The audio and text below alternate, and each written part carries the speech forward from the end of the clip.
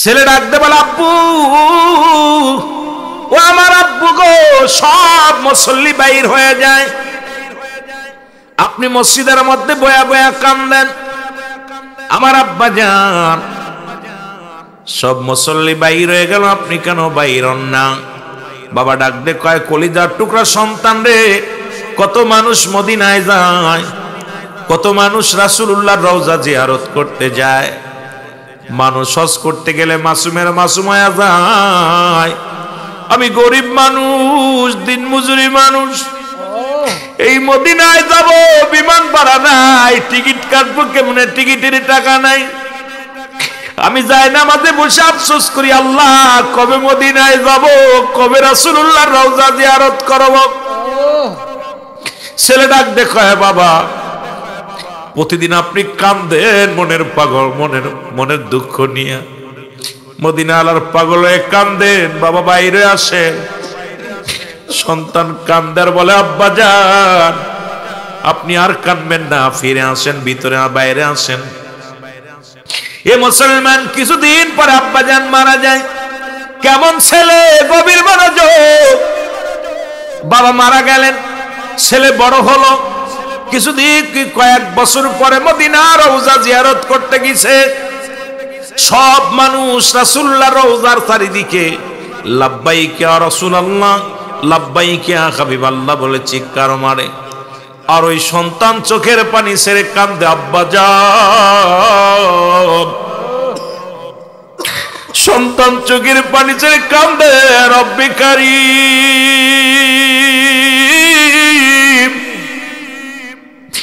আর যদি আমার আব্বা বেঁচে থাকতো, নবীজির রওজা তওয়াফ করত, রাসূলুল্লাহ রওজা তওয়াফ করত। আজকে বাবার রঙের কত মানুষ দেখা যায়, বাবার নামের সঙ্গে কত মানুষের মিল আছে। আজকে দুনিয়ার মধ্যে আমার আব্বা নাই। বালক কান্দে, পাশে বসেছিল আল্লাহর ওলি শিবির রহমাতুল্লাহ। উনি ডাকতে বলে, যুবক রে, আজ 2টা দিন দেখি তুমি তওয়াফ করো। সব মুসল্লিরা কান্দে, লাব্বাইক ইয়া রাসূলুল্লাহ, আল্লাহুম্মা জিন্নি মিনান নার, আল্লাহুম্মা জিন্নি মিনান নার, লাব্বাইক ইয়া রাসূলুল্লাহ, লাব্বাইক ইয়া হাবিবাল্লাহ। কিন্তু যুবক রে, তুমি কান্দো, আব্বা আব্বা বলে কান্দো। বলে, হুজুর, আমি কেন কাঁদছি আমি আপনারে কেমনে বুঝাইবো? আরে আজকে আমার আব্বার কথা মনে পড়ে যায় হুজুর গো।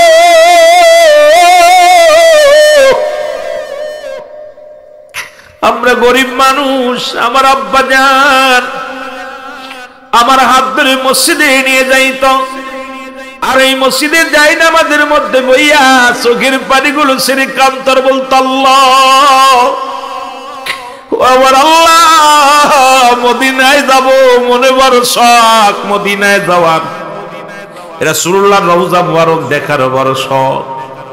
কিন্তু আব্বা যান কিছুদিন পরে মারা যায়। মারা যাওয়ার পর আমি এখন ইনকাম করা শিখেছি, আমি আসছি রাসূলুল্লাহর রওজা জিয়ারত করতে। দেখি আমার আব্বার রঙের কত মানুষ দেখা যায় রে। আমার আব্বার চেহারার সঙ্গে অনেক চেহারা মিল পাওয়া যায়, আমার আব্বার নামের সঙ্গে অনেক নাম পাওয়া যায়, কিন্তু আমার আব্বারে খুঁজে পাই না। আমি সবচেয়ে বেশি খুশি হতাম আমার আব্বা জানের সঙ্গে যদি মদিনাওয়ালার সাক্ষাৎ হয়ে যেত, আমি সন্তান বড় খুশি হয়ে যেতাম। জোরে বলো মারহাবা।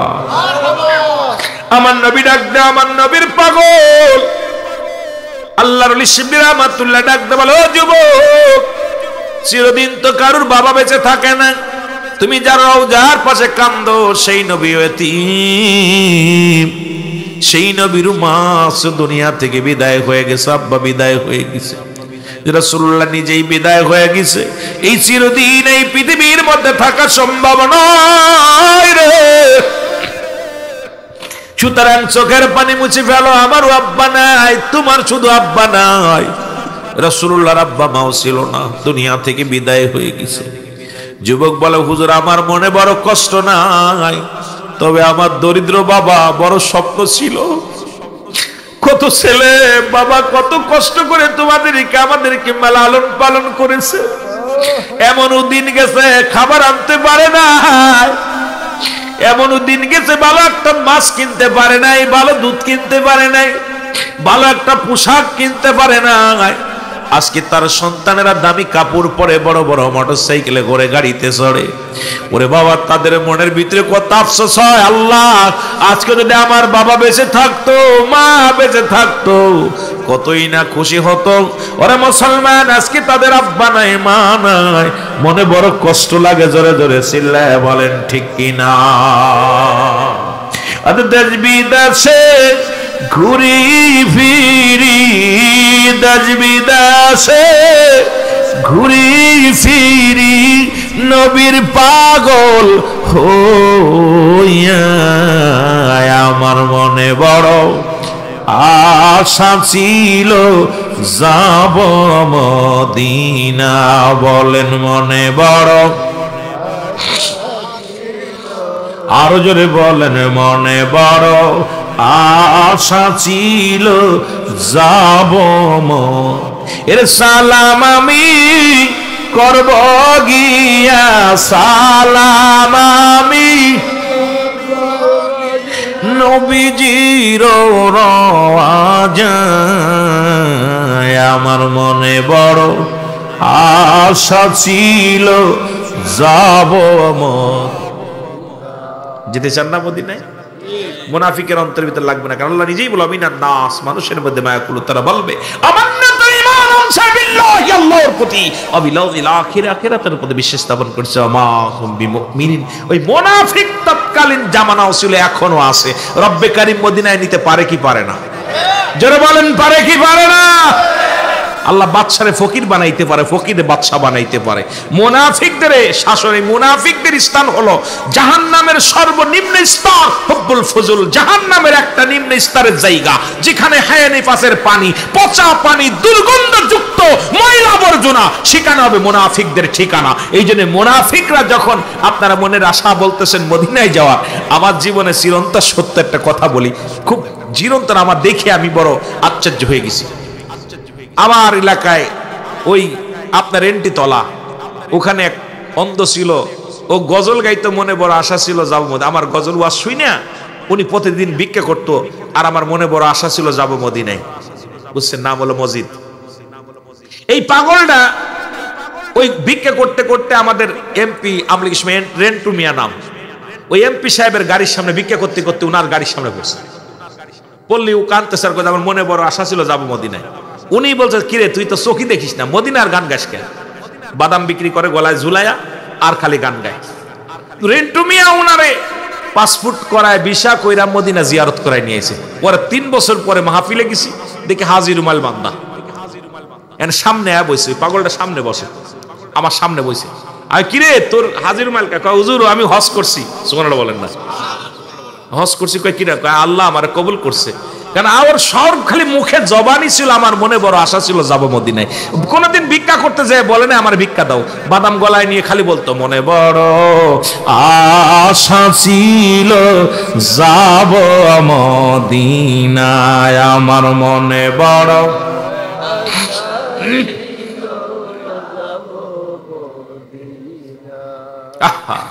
মদিনার আশা করেন না, নিয়ত করেন। দুনিয়ার মানুষের কাছে চাই, আল্লাহর কাছে চাইলে দোষ। আল্লাহর বলেন আল্লাহ আমার মনের আশা ছিল জীবন, তাহলে একবার মদিনায় নাও। রব্বে কারিম যদি কবুল করে ফেলে তাহলে তো ভাগ্য খুলে গেল। জোরে বলেন না মারহাবা? আরো জোরে।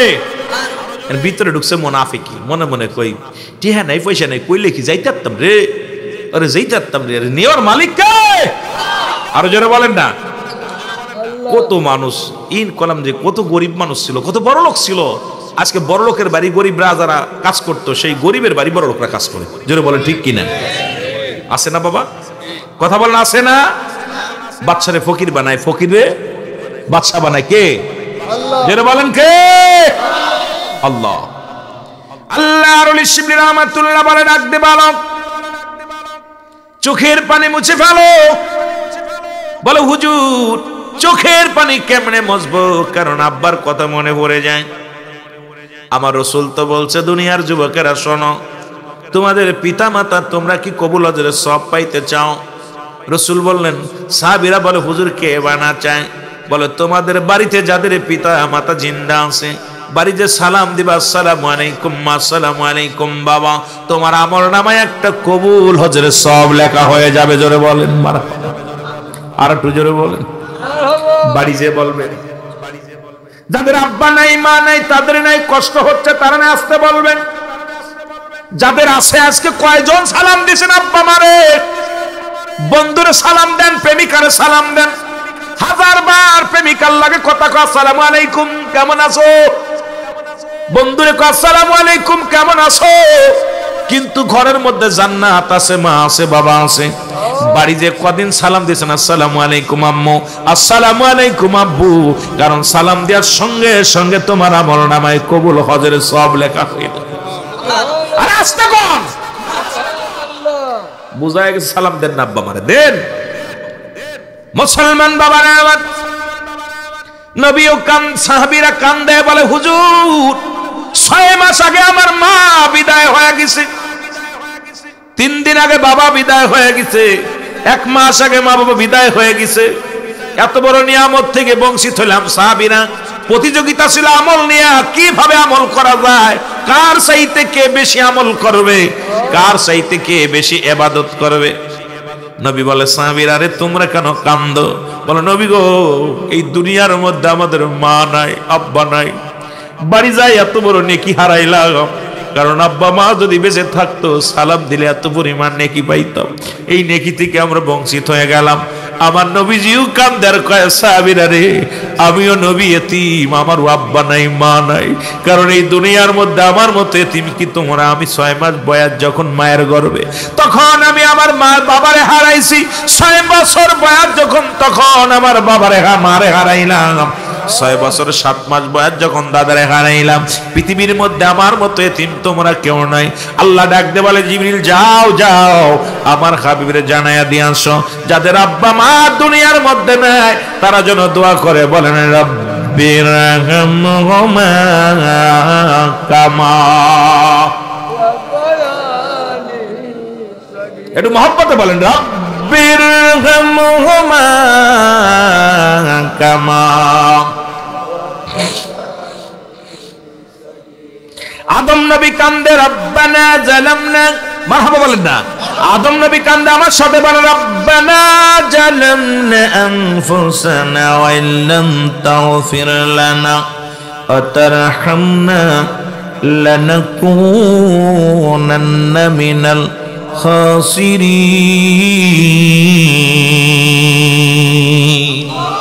আদম কয় জালিমদের অন্তর্ভুক্ত হয়ে গেছি। আর আমার দেশের কিছু বিয়াদব মন্ত্রী আছে কয় আমিন কইতাম না, গুনাহ করি নাই। জোরে বলেন ঠিক কিনা? এ মুসলমান গভীর মনোযোগ। আদম আলাইহিস সালাম তিনি জান্নাতি না জাহান্নামী? জোরে বলেন কি জান্নাতি। মুসলমান আমার আদম নিজে বলে আল্লাহ আমি জালিমদের অন্তর্ভুক্ত হয়ে গেছি, আমারে ক্ষমা করে দাও। এখন আদম নবীরে যদি কোনো ব্যক্তি জালিম বলে তার ঈমান চলে যাবে, তার ঈমান থাকবে না। থাকবে না? যারা বলেন ঈমান থাকবে, সঙ্গে সঙ্গে তার বউটাও তালাক হয়ে যাবে। এবং আদম শুধু নবী নয়, ইউনূস আলাইহিস সালাম দোয়া পড়ে, আপনারা এই দোয়াটা সবাই জানেন, পড়েন লা ইলাহা ইল্লা আনতা সুবহানাকা ইন্নী কুনতু মিনাজ জালিমিন।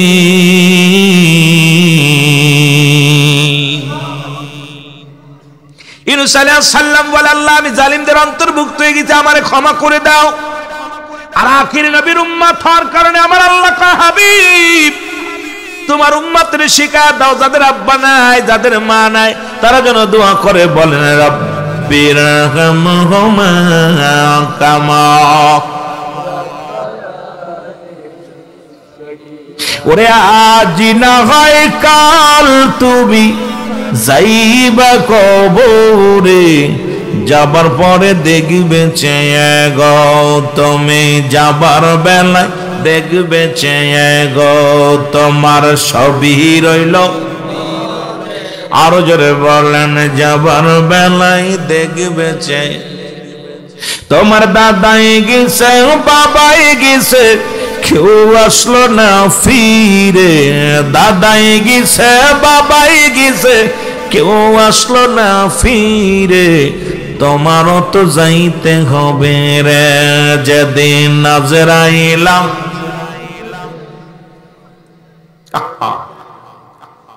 কোন ওজোর চলবে না, কোন ওজোর চলবে, যেটা ঘুরে আসি বাজার থেকে, একটু ঘুরে আসি, সময় দিবে। বন্ধুগণ আমার, যে কথাগুলো বলতেছিলাম খেয়াল করবেন।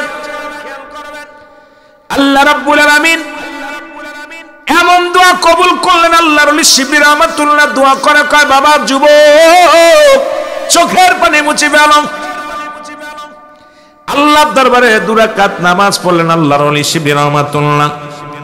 2 রাকাত নামাজ পড়ে দোয়া করে আর বলে, আল্লাহ জীবনে আমার জন্য কিছু চাই নাই, আজকে এই বালকটার কান্না দেখে আমি সহ্য করতে পারি না। সে মা পাগল একজন পোলা, বাবা পাগল একজন পোলা।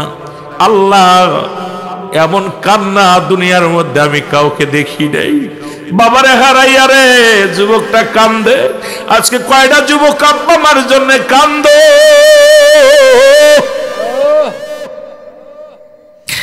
বাবার জন্য চোখের পানি পড়ে না, মার জন্য চোখের পানি পড়ে না। বাবারে কতজন হারায়া ফেলেছে, এমন নিয়ামত হারায়া ফেলেছে। আল্লাহর ওলি শিবলি রহমাতুল্লাহ কান্দার বলে, আল্লাহ তোমার কাছে দয়া ভিক্ষা চাই গো আল্লাহ, ওই বালকের বাবার কবরের সঙ্গে মদিনাওয়ালার যোগাযোগ করায় দাও। আল্লাহর ওলির দোয়া কবুল হয়ে গেল। বালক চোখের পানি মুছে বলে, হুজুর আমার জীবনে আর কোনো টেনশন নাই, আর কোনো চিন্তা নাই। আল্লাহর ওলি আমি এইমাত্র দেখতে পাইলাম আমার আব্বার কবরের সঙ্গে মদিনাওয়ালা রওজার সঙ্গে যোগাযোগ হয়ে গেছে। জোরে জোরে বলেন মারহাবা। এই জন্য 3টা জিনিস কাজে লাগে। নাম্বার 1 হলো নেক আমল, নেককার সন্তান। আজকে এমন ছেলে রাখছেন ওয়াজ শুনবে বইয়া তাও ভালো লাগে না, কারণ আব্বা মার ওয়াজ করলে, কবর ওয়াজ করলে মজা লাগবে না। মজা লাগতো যদি আনন্দ দিতে পারতাম, যদি রং তামাশা করতে পারতাম। ওই যুবকগুলো উঠছে পড়া ভিড় জমাইতো ময়দানে, কারণ আজকে কবর ওয়াজ করলে ওদের অন্তর কানবে না, আব্বা মার কথা বললে ভালো লাগবে না। যদি প্রেমিকার কথা কইতাম মজা মেরে ওয়াজ শুনতো। আসলে মুসলমান শুনে নাও, 3টা জিনিস কাজে লাগে ইন্তেকালের পরে। নাম্বার 1 হলো নেক আমল, নাম্বার 2 হলো সদকায়ে জারিয়া, নাম্বার 3 হলো নেককার সন্তান। আজকে এমন সন্তান রেখে গেলাম, আপনারা আমার জন্য দোয়া করবে না। এই জন্য এখন দুনিয়ায় বেঁচে থাকতে যা আছে জমা জমি সব তুমি দান ধ্যান করে যাও, নিজে আমল করে যাও। এই কপাল পোড়া সন্তানদের চিন্তা করে যেও না, কারণ ওরা মোবাইল টেপবে না, তোমার জন্য দোয়া করবে। ওদের ফজরেও যাবে না, আসরেও যাবে না, মাগরিবেও যাবে না, হাত উঠাইবে না, কারণ এই সন্তানের জন্যই তুমি জাহান্নামী হয়ে যাবা। ও তাসের প্যান্ডেলে থাকবে, মদের প্যান্ডেলে থাকবে, জোয়ার প্যান্ডেলে থাকবে। ও মুসলমান, এই সন্তান হলো গুয়ে মাসি, ও ময়লার পর পড়বে, মধুর পরে পড়বে। এর জন্য তুমি কঠিন আযাবের মধ্যে মরে যাওয়া। এই জন্য ছেলের চিন্তা করো না, মেয়ের চিন্তা করো না, সময় থাকতে ইবাদত বন্দেগী করো, আর যেটুকু পারো দান ধ্যান করে মরো। জোরে জোরে বলেন ঠিক কিনা? ছেলেদের দিলে মায়া নাই, ওরা ওয়াজ শুনবে কি? যদি গুণই যাত্রা হতো। আর আমিও তো রং ঢং করে ওয়াজ করতে পারি না, বড় বিপদে আছি। রং ঢং করে কথা বলা এটা আমি শিখি নাই। চোখে পানি না আসলে আমার নিজেরই অন্তর ভালো লাগে না, কারণ এই গোয়াদের ময়দান গুনাহ মাফের একটা জায়গা। আল্লামা কুতুবী রাহমাতুল্লাহ বয়ান করে, বান্দা যখন জান্নাতের বাগান রওনা দেয় সগীরা গুনাহ মাফ। যখন এখানে এসে কিয়ামত পর্যন্ত নবী আসবে না, নবীদের দরজা বন্ধ, কিয়ামত পর্যন্ত আর নবী আসবে না, তওবার দরজা খোলা। কবরের কথা চিন্তা করে, মরণের চিন্তা করে, বান্দা জাহান্নামের ভয় করে, বান্দা যখন খাস তওবা করে আল্লাহ বলে ডাক দেয়, আল্লাহ ওই বান্দার দরিয়া দরিয়া গুনাহ মাফ করে দেয়।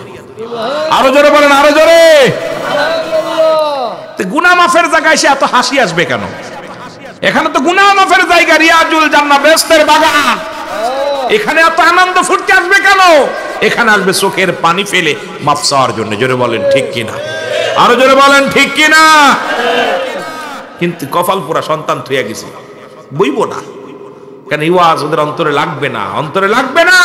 মা বাবার প্রতি দয়া নাই, তাদের মহব্বত নাই, প্রেম নাই। আমার বন্ধুগণ, আমার গভীর মনোযোগ, যে কথাগুলো আমি বলে যাই দিলের কান্ডা লাগা শোনো। আল্লাহর ওলি শিবলি রহমাতুল্লাহ ছয় শ্রেণী মানুষের মাধ্যম দেয়া দোয়া চায়। নাম্বার 1 নবীগণ, অলিগণ, গাউসগণ, কুতুবগণ, আলেমগণ, উলামাগণ। এখন আমরা দোয়াও করতে চাই না, হাত উঠানো পছন্দ করি না। মুফতি শফিক আহমেদের লেখা ফতোয়ায়ে দেওবন্দের মধ্যে দ্বিতীয় খণ্ড 33 নম্বর পৃষ্ঠার মধ্যে মুফতি শফিক আহমেদ লিখলেন, যারা কওমি অঙ্গনের কিতাব আছে শুনে নেন বাবা, কওমি অঙ্গনের আলেম আছেন তারা শোনো, 5 ওয়াক্ত নামাজ আদায় করে জিয়ারত করে সর্বনাতে আল্লাহর দরবারে দুটি হাত উঠায় দোয়া করা হলো উত্তম মুস্তাহাব। মুসলমান শোনো, একটা দলিল যদি দিতে পারো গুনাহ হবে। জীবনেও কোনোদিন দোয়া করতাম না, কারণ শরীয়তের কিবলা হলো কাবা, দুজানের কিবলা হলো রাহমাতুল লিল আলামিন, আর দুয়ার কিবলা হলো আরশে আজিম। আসলে তোমরা এই জায়গাটা না চিনার কারণে দোয়াও করবা না, নিজেরাও করবা না, অন্যরাও করতে দিবা না, কারণ তোমাদের কপাল মন্দ। জোরে জোরে চিল্লায় বলেন ঠিক কিনা? এ আমার ভাইরা, আমার বন্ধুরা, আমার যে কথাগুলো বলি দিলের কান্ডা লাগা শোনো। পিত্ত কোন মাকসুদ নাই, মাকসুদ হলো শান আল্লাহ। মাহফিল কোন মাকসুদ নয়, মাকসুদ হলো শান আল্লাহ। এখানে আমি এমন কোন কথা বললে যা গ্রান্ট হবে না সেটা গ্রান্ট করা যাবে না, শরীয়তের বাইরে কোনো কথা বললে বোঝা যাবে না।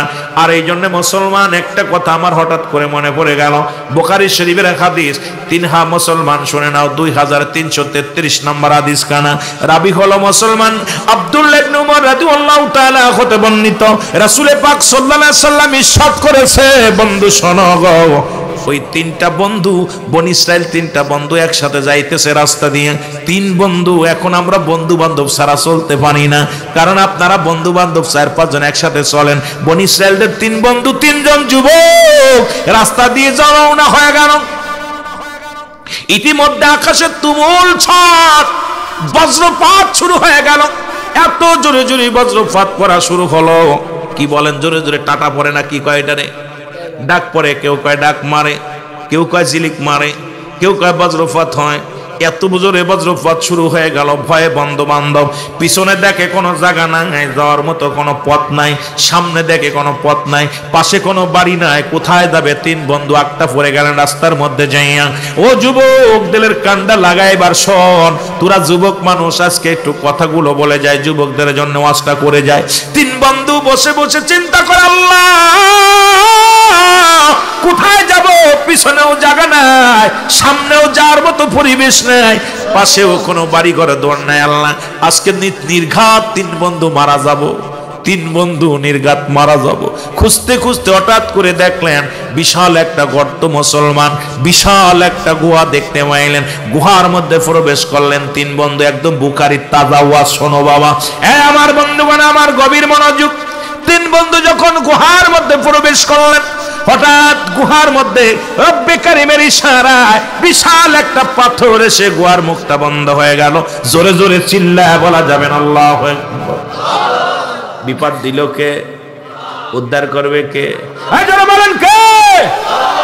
যে হালাতেই থাকেন বলবেন আলহামদুলিল্লাহ।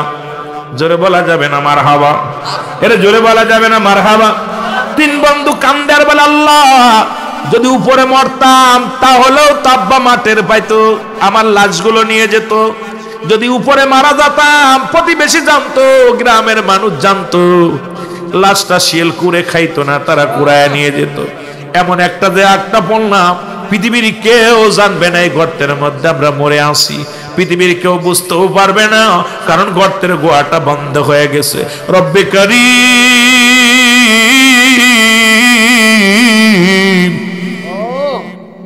এখান থেকে বাঁচার একটা উপায়, কোথায় যাব? আল্লাহ আল্লাহ বলে ডাকতে লাগলো রে। 3 বন্ধু, ও মুসলমান শুনে নাও, কোন রক্ষা পাবে কোথায়, কি করবে, চিন্তায় পড়ে গেল। হঠাৎ 3 বন্ধু চিন্তা করে, জীবনে যদি কোনো ভালো কর্ম করে থাকি গো, এইটা অশিলা করে রব্বে কারীমের দরবারে প্রার্থনা করব, আমার রব্বে কারীম আমাদের উপরে সহায় হবে গো, কারণ আমার রব্বে কারীম হলো সহায়, আমরা অসহায়। আমার রব্বে কারীম সবল, আমরা দুর্বল, ঠিক কি না? আল্লাহ কি সহায় না অসহায়? জোরে বলেন, সহায় না অসহায়? আমরা সবাই অসহায়, আল্লাহ হলো সহায়। আমরা সবাই দুর্বল, আল্লাহ সবল। সুতরাং রব্বে কারিমের দরবারে প্রথম বন্ধু প্রার্থনা করে, আল্লাহ জীবনে তো ভালো কর্ম করি নাই, একটা কাজ করেছিলাম আল্লাহ, এই কাজের বিনিময় তুমি আমারে দয়া করো। সেই কাজটা হলো জীবনে আমি কোনোদিন আমার মা বাবারে না খাওয়ায়া খাই নাই। যুবকেরা শোন, কেমন সন্তান ডাক দে বলে, রব্বে কারিম,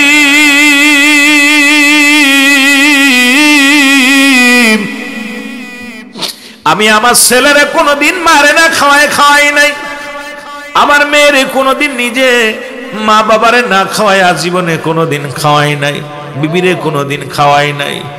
যতক্ষণ পর্যন্ত আমার মা বাবারে খাওয়াইতাম না ততক্ষণ পর্যন্ত আমি খাইতাম না রে আল্লাহ। আল্লাহ তুমি আর ওসিলায় আমারে দয়া করো। একদিন একটা ঘটনা মনে পড়ে গেল, উনি বলতেছে, বাবা শুনে নাও, আল্লাহ একদিন আমার বকরি পালন করতাম, এই বকরির দুধ দহন করি, আগে মারে খাওয়াইতাম, তারপরে আমি খাইতাম, এরপরে আগে বাবারে খাওয়াইতাম, তারপরে আমার ছেলে মেয়েরে খাওয়াইতাম। আল্লাহ একদিন দেখি রে আমার মা বাবা ঘুমায় গেছে, আল্লাহ আয়া দেখি আমার আব্বা মা ঘুমায় গেছে, সারা রাত দুধের পেয়ালা নিয়ে দাঁড়ায় রইলাম। ছেলে বলে কারে? সৎ ছেলে কারে বলবো? আপন ছেলে। এই রহমতের ভান্ডার ছেলের ভিতরে।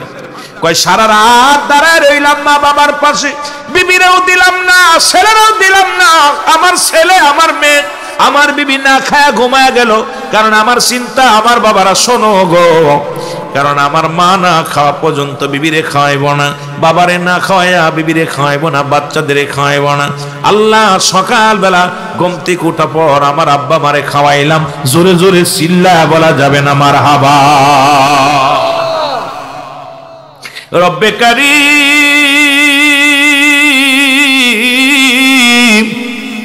ও রব্বে কারীম, ওই মা বাবারে কাল করেছি, ইহা যদি আমার ভালো কর্ম হয়, ইহার ওসিলায় গোয়ার মুখটা থেকে আল্লাহ পাথরটা একটু সরাইয়া দাও। সঙ্গে সঙ্গে আল্লাহ রাব্বুল আলামিন কবুল করেছে, একটু পাথরটা সরে গেছে। জোরে জোরে বলা যাবে না সুবহানাল্লাহ। কেমন ছেলে, জীবনে মা বাবারে থুইয়া জীবনে নিজেও খায় নাই, ছেলে মেয়েরও খাওয়ায় নাই, আগে মা বাবারে খাওয়াইছি। আর আমরা কি করি? আব্বা মারে পিটাইতেছি দূরে দূরে। জোরে বলেন ঠিক কি না? আব্বা মারে দূরে দূরে পিটাইতেছি। আমার বন্ধুগণ, আমার গভীর মনোযোগ।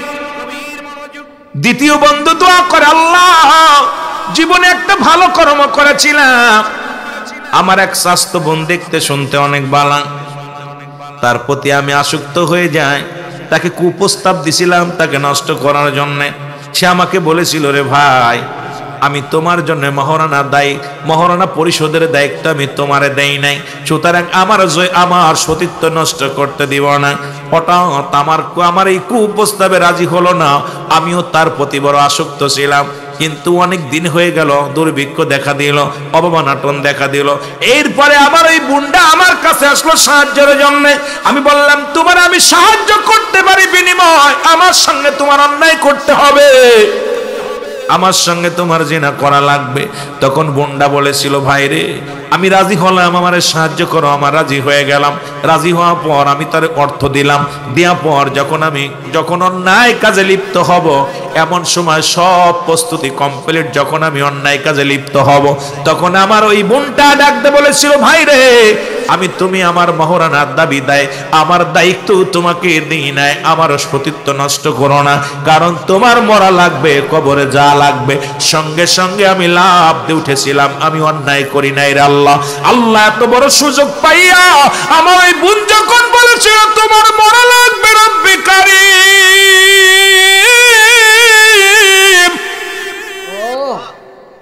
ওর মুখের ওই বাণী শোনা পর, রব্বে কারীম আমি পাপ করি নাই রে আল্লাহ, জীবনে একটা ভালো কর্ম করেছি, আর বিনিময় যদি তোমার দয়া হয়, তাহলে আল্লাহ পাহাড়ের গুহা থেকে আল্লাহ ওই মুখ থেকে পাথরটা একটু সরায়া দাও।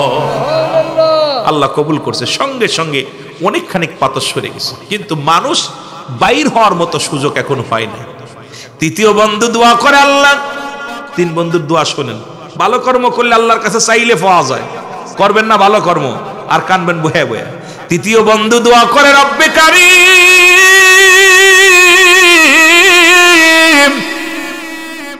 ও রব্বে কারীম, জীবনে তো ভালো কর্ম করি নাই, তবে একটা কর্ম করেছিলাম ভালো আমার মনে আছে। আল্লাহ, আমি ছিলাম একজন কোম্পানির মালিক বা একটা বড় ব্যবসা করতাম। শ্রম দে মালিক, আমি মালিক হইয়া সারাদিন কর্মচারী খাটালাম। একজন ব্যক্তি আসলো, তার পারিশ্রমিক জন্য আমি পারিশ্রমিক দিলাম। ওই লোকটা রাগ করে নিলেন না, না নিয়ে চলে গেলেন। আল্লাহ, ওই পারিশ্রমিক দিয়ে আমি কিছু উকি কিনলাম, গাদা কিনলাম, আমি কিছু বকরি কিনলাম, কিছু ছাগল কিনলাম। এটা কিনিয়া লালন পালন করা শুরু করলাম। 2 বছর পরে লোকটা ফিরে এসে আমারে বলে, আমার পাওনা দাও। তখন আমি আল্লাহ ওই মাঠের বকরিগুলো দেখায় দিয়েছিলাম, এগুলো নিয়ে যাও। তখন উনি বলেছিল, আমার সাথে পাগলামি করো নাকি, আমার পারিশ্রমিক দাও। তখন আল্লাহ উনারে আমি দিয়ে দিছিলাম। উনার ওই টাকা দিয়ে বকরি কিনা ছিল, উনার ওই টাকা দিয়ে ছাগল কিনা ছিল। ইহার কারণে আমি যতগুলো তা অবচলমান একটা বকরি রাখি নাই, একটা ছাগল রাখি নাই, সবগুলো তারে দিয়ে দিছি। আল্লাহ আল্লাহ, ইহা যদি আমি ভালো কর্ম করে থাকি, তাহলে আমার পাহাড়ের এই গুহা থেকে তুমি পাথরটা সরায়া দাও। সঙ্গে সঙ্গে পাথরটা সরে গেছে। জোরে জোরে চিল্লায় বলা যাবে না মারহাবা। আর আপনাদের শ্রমিকরে পিটায় ধরে ধরে, শ্রমিকরে ধরে পিটায়। 2 মাসের বেতন বাকি, 6 মাসের বেতন বাকি। মালিকে এত দুর্ব্যবহার করে। হযরত আনাস বলে, আমি রাসূলুল্লাহর কদমে দীর্ঘ 10 বছর খেদমত করলাম। কয় বছর? জোরে বলেন না, কয় বছর? 10 বছর খেদমত করেছি। আমার রাসূল যখন আমার পানি চাইতো, ঠান্ডা পানি চাইলে গরম পানি দিতাম, জুতা চাইলে স্যান্ডেল দিতাম, বিছনা বানাইতে বললে উঠায় ফেলতাম। কত ভুল করেছি, খোদার কসম। আমার নবীজি আমার ধমক দিয়ে কোনোদিন কথা বলে নাই। মারহাবা বলেন না, আর একটু জোরে বলেন। বলতেছে, আমার নবীজি কোনোদিন আমাদের ধমক দিয়ে কথা বলে নাই। আর আপনাদের কর্মচারীদের ধরে পিটান, কিষান নিয়ে টাকা দেন না, মাঠে কাজ করায় টাকা দেন না, ইনসাফ পরিমাণ খাবার দেন না, খাবারই উল্টো পাল্টা, নিজে খান ভালোটা, ওরে খাওয়ান খারাপটা। সারাদিন পরিশ্রম করে পারিশ্রমিক দিতে যে কম দেন, ব্যবহার খারাপ করেন, অথচ আমার রাসূলের উম্মত বলে দাবি করেন। সম্ভব নয়। জোরে বলেন ঠিক কিনা, আর একটু জোরে বলেন ঠিক কিনা। আমি হাদিসটা দেখা চিন্তা করলাম, আহারে, রব্বে কারীম কত দয়ালু, রব্বে কারীম কত বড় দয়ালু, যে একটা ভালো কর্ম করেছিল, এটা আর ওসিলা করে দোয়া চাইছে, আল্লাহ উদ্ধার করেছে। তদ্রুপ আমরা আখির নবীর উম্মত, আমাদের তো আল্লাহ ক্ষমার দৃষ্টিতে তাকায় আছেন। আমরা শুধু চাইতে দেরি, মাফ করতে দেরি নয়। জোরে বলেন ঠিক কিনা। তারপরও জাহান্নামে যাব। বড় কষ্ট হলো এখানেই, এখানেই হলো বড় কষ্ট, যে এত সুযোগ পাওয়া পর, এত সুবিধা পাওয়া পর যদি বান্দা জাহান্নামে যায়, তাহলে কত কষ্ট। জোরে বলেন ঠিক কিনা।